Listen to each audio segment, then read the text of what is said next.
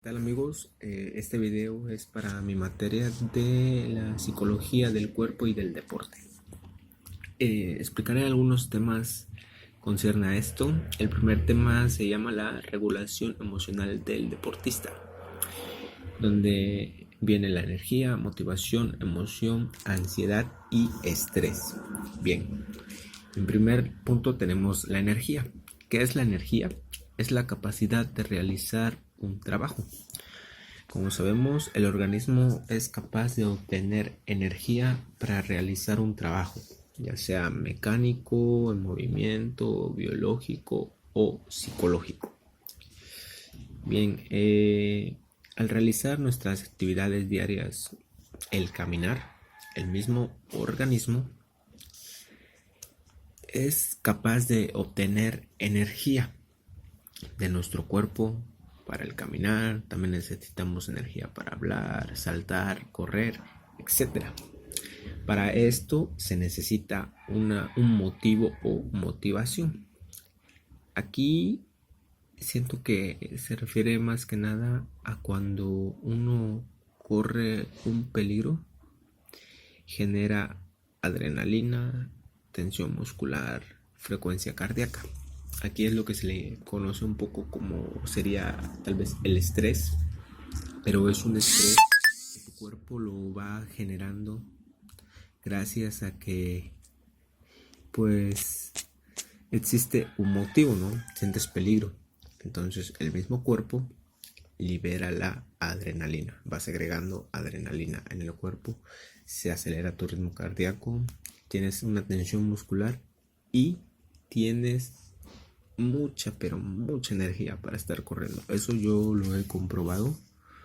Cuando me han pasado situaciones así, no sientes cansancio en el momento, corres, lo haces hasta cosas que piensas que no podías hacer. Claro, ya pasando después de este proceso es cuando todo vuelve a bajar y vuelve a su normalidad. En el proceso emocional dice que puede que algunos sujetos lo sientan algo de forma desagradables, ¿no? Por ejemplo, ellos ya empiezan a sentir sus ritmos cardíacos, sienten el ahogo. Esto es como que se le conoce como la ansiedad. Dice que aparece de forma espontánea. Bien, yo he sufrido también de ansiedad algunas veces, por lo que yo tuve un problema, me estuve lesionado y créanme que es cierto lo que les menciono. Sientes tú tus propios latidos del corazón, lo sientes, sientes a veces que te falta el aire, te sientes, es algo muy desagradable, no sabes ni qué hacer y como dice, aparece de forma espontánea, a veces estás relajado y de repente te viene. Y esto es como que muy, la verdad, muy molestoso, una experiencia muy desagradable que pues es algo que se tiene que ir controlando poco a poco. Otro tema que también voy a mencionar es sobre el estrés. El estrés dice que es un derrumbe de los sistemas de defensa del organismo ante una activación, ante una activación crónica. Por eso, en este proceso todo se puede decir desencadena y es parecido al estrés. Bueno, más bien la ansiedad es un síntoma de estrés. Cuando estamos sometidos bajo mucho estrés, sea el trabajo, escuela, algunos problemas familiares, nuestros sistemas de defensas bajan, nuestro estado de ánimo decae, nos sentimos tristes y es cuando va apareciendo algunos síntomas de ansiedad, porque como dicen son síntomas del mismo estrés. La verdad, el estar estresado es muy irritable, no es recomendado obviamente que estemos siempre estresados. Yo creo que para esto debemos de practicar algunos ejercicios de relajación. El deporte también te genera estrés, pero hay como dos tipos, ¿no? El estrés bueno, que es cuando tu cuerpo mismo, al hacer actividades, tu cuerpo empieza a generar un estrés para que todo tu organismo empiece a generar energía y esto. Pero al hacer un sobreentrenamiento, el estrés es tan grande que pues la verdad también te afecta mucho. Por eso también el ejercicio no es recomendable un exceso de. Y claro, se deben de tener cuidados como alimentación, las horas de sueño. Debes de cambiar tu vida, porque pues si sigues una vida rutinaria en el sentido de que te desvelas, o sea, no duermes bien, comes mal, ese estrés puede acabar contigo mismo. Bien, en la emoción dice que la emoción y la energía tienen el mismo factor, que es la motivación. Esto depende de la necesidad de poner mayor o menor cantidad de energía. Las motivaciones y el obtener un objetivo son generadores de emociones. Bien, como dice aquí, que la emoción y la energía tienen el mismo factor y que la motivación depende de una necesidad. Si nosotros estamos motivados, no sé, a alcanzar, por ejemplo, en el deporte, ¿no?, una marca, obviamente necesitamos mayor energía para correr, ¿no? Tenemos esa motivación que es alcanzar, romper la marca. Entonces, ¿qué hace? Al obtener esa motivación se crea más energía porque así eso lo exige. Les pongo otro ejemplo para que puedan entenderlo. Por ejemplo, los que nos encargamos de levantar pesas, tenemos un objetivo que es el levantar un peso determinado. Nuestra motivación, tenemos ese deseo de levantarlo, o sea, esa intención de hacerlo. Aquí necesitamos una ejecución, tener una buena técnica para evitar las lesiones, obviamente. Aquí el organismo pone a criterio la cantidad de energía que necesitamos. Es cuando se produce una emoción. Como les digo, si nosotros queremos levantar algo muy pesado a lo que no estamos acostumbrados, esa es nuestra motivación, ¿no? O sea, lo voy a levantar y al hacerlo, el cuerpo pone a su criterio la cantidad de energía necesaria para lograr levantar eso. Como decía, también necesitamos una buena técnica para poder ayudarnos más. Bien, el segundo tema es el mecanismo de regulación emocional. Bien, dice que para cada tarea existe una motivación para lograrlo como eficacia. Si la tarea es difícil, es necesario una menor motivación para lograrlo. Es decir, una motivación óptima disminuye en medida la complejidad que la tarea aumenta. Bien, esto quiere decir que, por ejemplo, ¿no?, ante una mayor dificultad hay una mayor cantidad de elementos a considerar y el sujeto no puede hacerlo debido a la imposibilidad de enfocar su atención. Es decir, cuando tenemos una tarea muy difícil, que es de mucha dificultad, aquí es donde, como digo, no empiezan los elementos a considerar. Existen varios y entonces uno no se puede enfocar en lo que realmente quiere.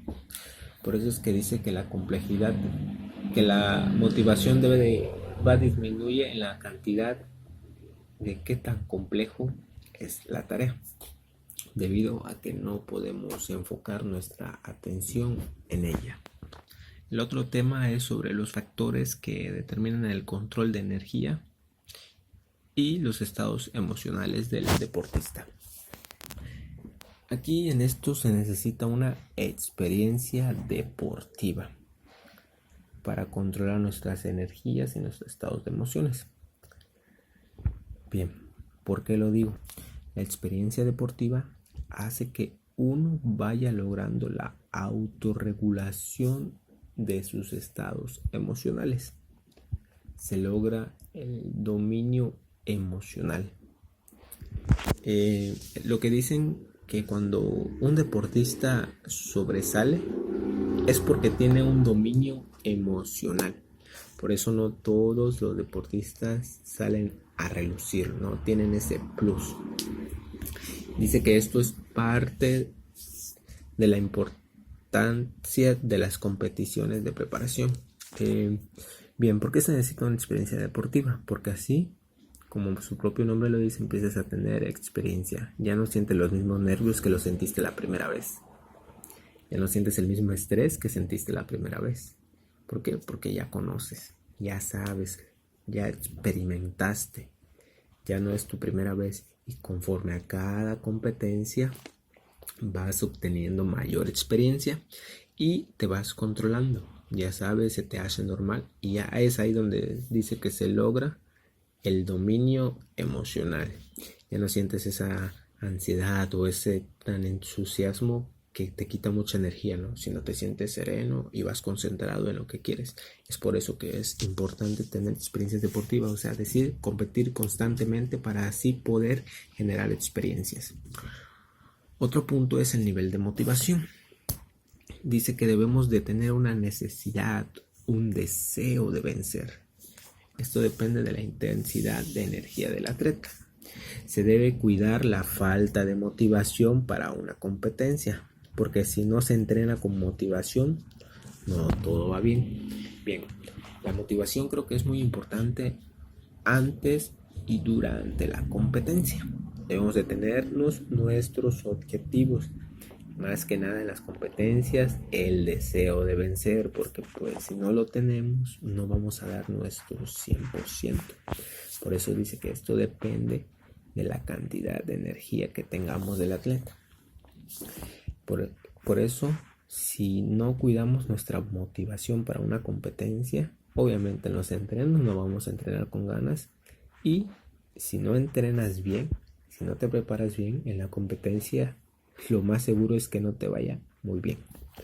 Es aquí donde vienen las distracciones, donde el atleta pone su vida familiar, sus estudios, trabajos, fiestas, o sea, se desconcentra, hay una pérdida de interés en ello y se concentra en otras cosas, en otras distracciones que no permiten que el atleta se desempeñe perfectamente durante las competencias.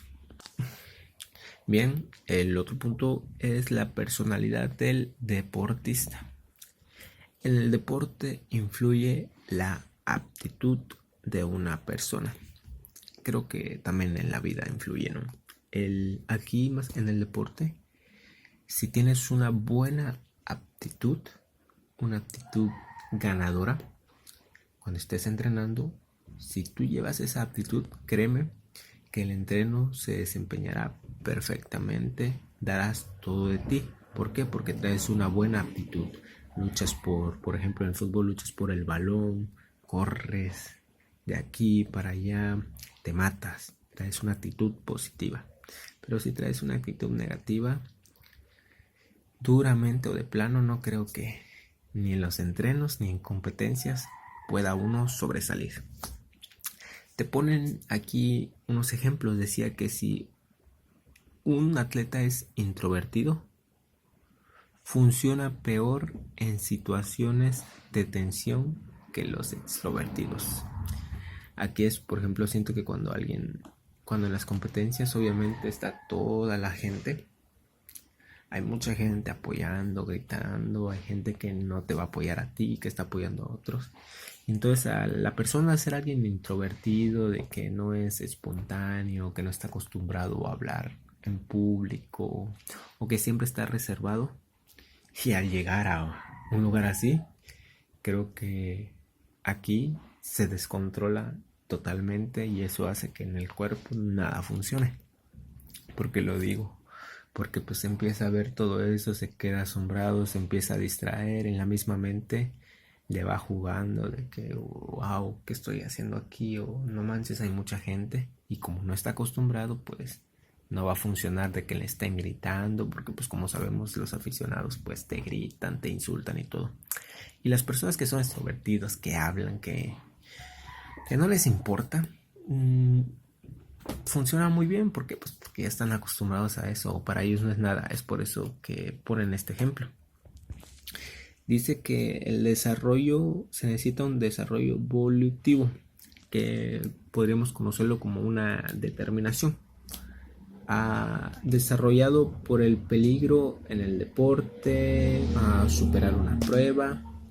Dice que se presenta la voluntad, que es una función de la motivación.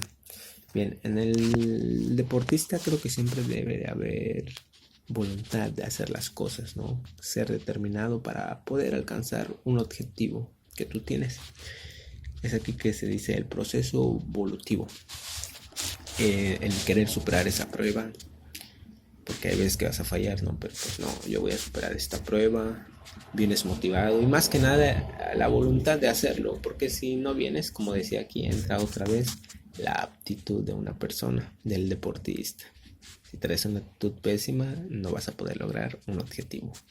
Y si tu personalidad es esas de las que a veces no aceptan órdenes, o que el coach te regañe y te enojas por eso, tampoco vas a funcionar, porque pues por algo es tu entrenador. Debes de tener esa voluntad de, ok, voy a escuchar al entrenador. Aquí donde digo, donde si vienes con una buena actitud de que no, el entrenador me lo dice por algo, ok, lo acepto, pum, lo escuchas. ¿Por qué? Porque es un hombre con las más experiencias que tú, obviamente, ¿no? Que lleva un camino recorrido en esto y por algo te entrena. Y creo que la aptitud lo es todo en un deportista y en una persona también fuera del ámbito del deporte. Por ejemplo, para emprender un negocio necesitas una buena aptitud en el trabajo, en la escuela, porque pues si llevas una mala no te va a resultar las cosas, o difícilmente te van a resultar las cosas. Bien, para crear una buena personalidad en el deportista, dice que el deportista debe ser sometido a grandes esfuerzos para crear una autovaloración y conocer sus aptitudes. Es aquí donde se le dice que el entrenamiento debe de ser duro. Pues dice sometido a grandes esfuerzos, sacarlo de su zona de confort para que vea cuáles son sus debilidades y cuáles son sus fortalezas. Así uno va obteniendo una autovaloración, como les digo, ¿no? Sácalo de su forma de confort. Si él corre